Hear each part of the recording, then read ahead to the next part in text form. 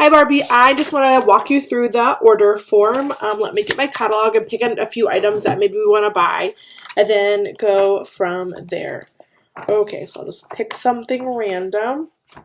Perfect. I'll pick the Essential Storage Tote. So it's item 446. 4446. It's right in the catalog. It's right here.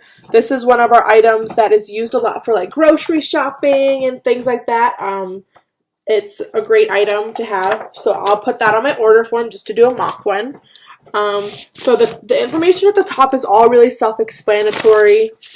It's just your name, the address, the city, the phone, the email address, the party date, the zip code and everything like that. You're really going to want to get their address and their email address and their actual address because it'll help you put stuff in your back office, and then they'll get sometimes 31 will send random things in the mail to your customers, and then sometimes well, actually all the times they'll get emails too about the specials of the month and things like that. So you're going to make sure you definitely want to get their email, if not their address as well. And then it comes down here to the, I'm not going to be able to see, the product boxes. Okay, so right here, the first one says the item number. So I'm going to write the item number of the Essential Storage Tote oops, my pen doesn't work. So it's 4446, and I'm only going to get one, so in the quantity, I'm going to put 1. The item name, I'm going to put Essential Storage Tote.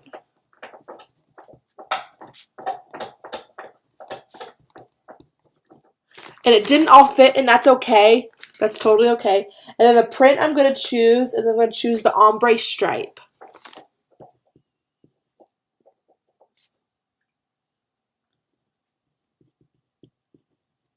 Okay, so I don't have the neatest handwriting, but there you can see I have the number, the quantity, the print, and then this. This is, you just want to make sure that when you and your customers do this, you can do it together or they can do it on themselves. Make sure that both of you understand what's on it. So if you put like if you put EST and then storage tote, make sure that both you and her know that that means Essential Storage Tote. So they can shorten things, they can put nicknames there, or you can just put like the pink and orange stripe on it, whatever you and your customer decide on that you both understand. Okay, then my design, I am going to put on that. Let me go to the back. So if you've looked at your catalogs, you know that in the back there are tons and tons of options.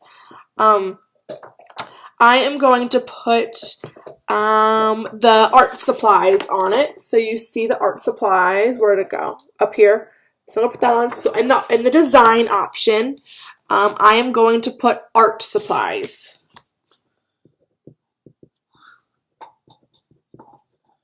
I am also going to write Mrs. Martin on it because I want it to go to the art teacher of my school. So I'm going to write Mrs. Martin over here in this big open box. We're going to write Mrs. Martin.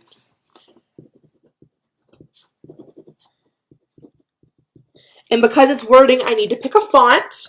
So now I have to go to the font section. So the fonts are on the following page, and then I'm going to have to pick a font color too. I want the new swirl font. That one's down here. That one's brand new this season, Martin. And I'm going to put it next door.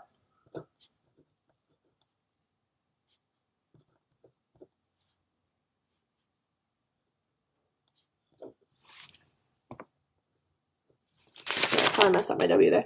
But I'm going to put it next door because there's not going to be really enough room to put it in that little box. So me and my hostess, or me and my customer, are going to both know that the swirl goes with the Mrs. Martin because there's really not another font. There's really not another option of font you can use because you can't, the art supplies doesn't come in a font. It's just the icon, I guess. So Mrs. Martin is going to be in the swirl. Me and my hostess or customer are going to agree on that. And then I need to pick up color for the art supplies. I am going to look back at my little picture and see how many colors it has. And honestly, I picked a tough one because I'm not sure. So if you don't know, here's a trick. go online and try to figure it out because 'cause honestly I'm not sure. It doesn't tell you how many colors are in the actual art supplies. So that's why we have our website. So I'm just going to get on my phone and check. So I'm glad I'm doing this now so I can know too. So I'm just going to pull it up on my phone. I'm going to go down and click the ombre stripe just like I am. I don't know if you can see that. It's kind of bright, but the ombre stripe just as I am. And then I'm going to click personalize. So the personalize will take me, I wish you could see this much better. Let's see if I can dim it. Oh, much better.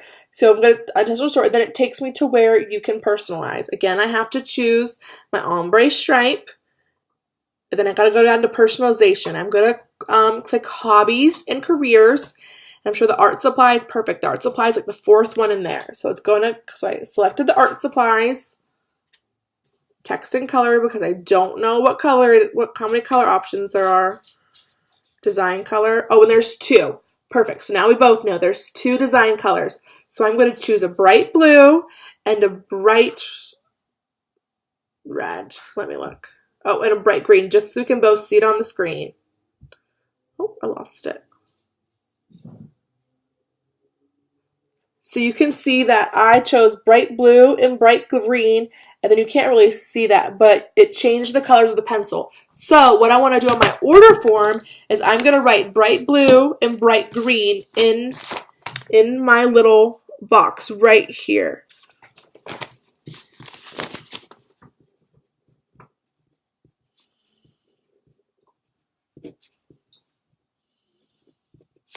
Oh, and I just looked, I'm so sorry, that you could have put your font in here.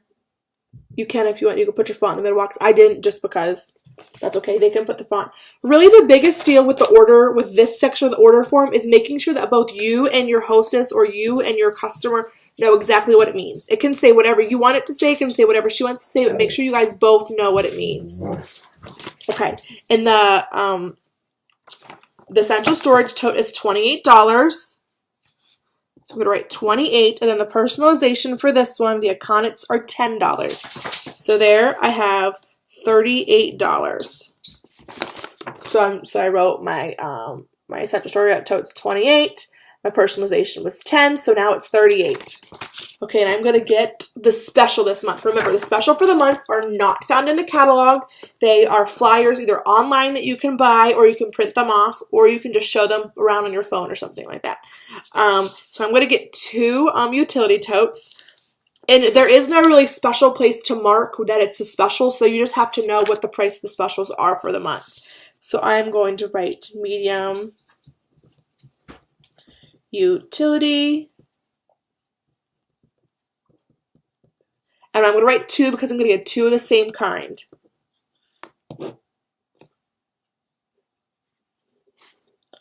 Right. Okay, I'm getting a medium utility tote. I'm getting two, and I'm going to get them in the Falling Feathers print. And I'm not going to personalize, so I'm going to X that out. The item price is 2 for $20, so I'm going to write 20. I don't have any personalization, so I'm going to write 0. And then my total price for that item is going to be 20 as well. So got it? And then, so now I'm going to add them up. So 38 plus 20 is 58. So my product subtotal is going to be 58.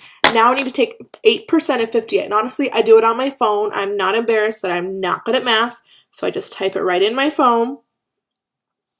So 8%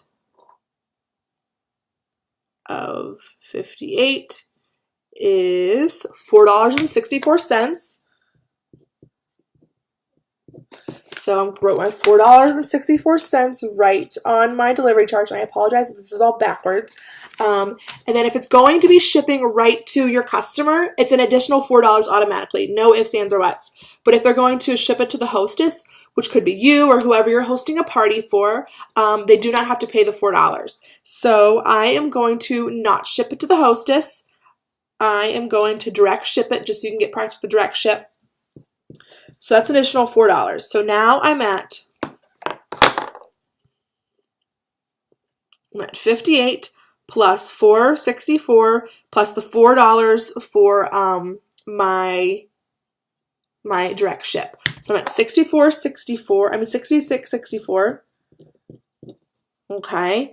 So now I have to take 6% of that because that's our sales tax here in Pennsylvania. So 6%. So I'm going to do 6% of 66.64 is $3.99. Now I'm going to add that to my 66.64. 66.64 plus 3.99 is 70.63. Okay, so since I'm at 70.63, I have the option to round up. Here at 31, we do lots of donations and stuff to 31 Gives, which 31 Gives is each month they pick a different organization to donate money to. And so since my total is 70.63, I can round up the rest of the change. So I can round up the 90. Oh, junk. No, that's not right. Sorry. 66.64 plus 3.99 goes 70.36. So then I will write that out here. 70.63. I saw it. I'm sorry. So I did all of my math right there, and I wrote it over here because they have the option to round up. So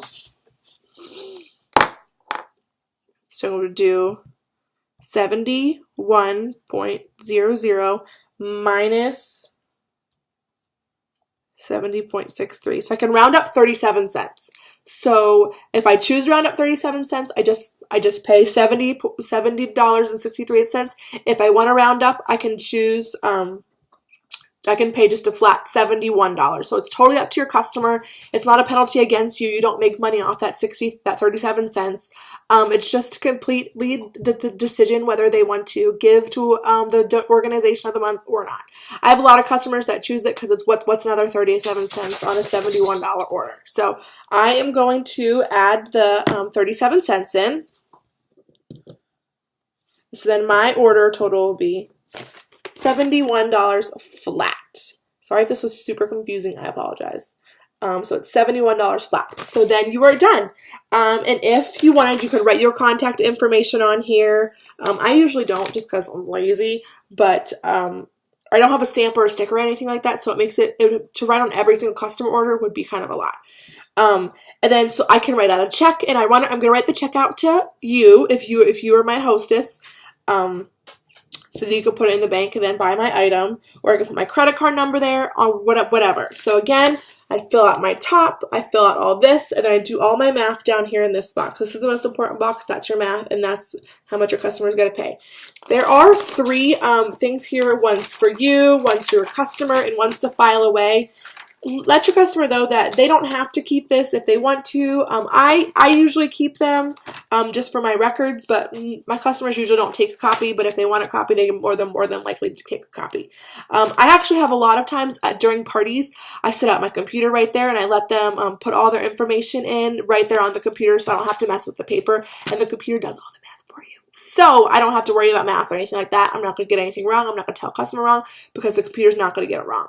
So, then sometimes if they do a personalization, I mock that up for them on my computer too, just so they know exactly what they're getting. So I don't put in, maybe they wanted the bright green first and then like bright blue, and I put in the bright blue green and then the bright blue. So if I flip-flop them, that'll be my fault. It'll be all on me. So if I let them put it in there and them okay it, then I'm not going to get anything wrong because I know that they okayed it. And I can even write that down here, like checked on computer, customer okayed it, and have her sign and have me sign. So then if it comes out and it's not right and they come back on me and say, hey, this isn't right, well, you signed and told me it was. So they can't come back on me or anything like that. So they're super easy. It's just kind of a lot of math and stuff to get to know. A lot of work. So it'd be easier if you do some online parties. You won't have to worry about this, but if you do a lot of home parties, this will kind of be what you kind of lean against.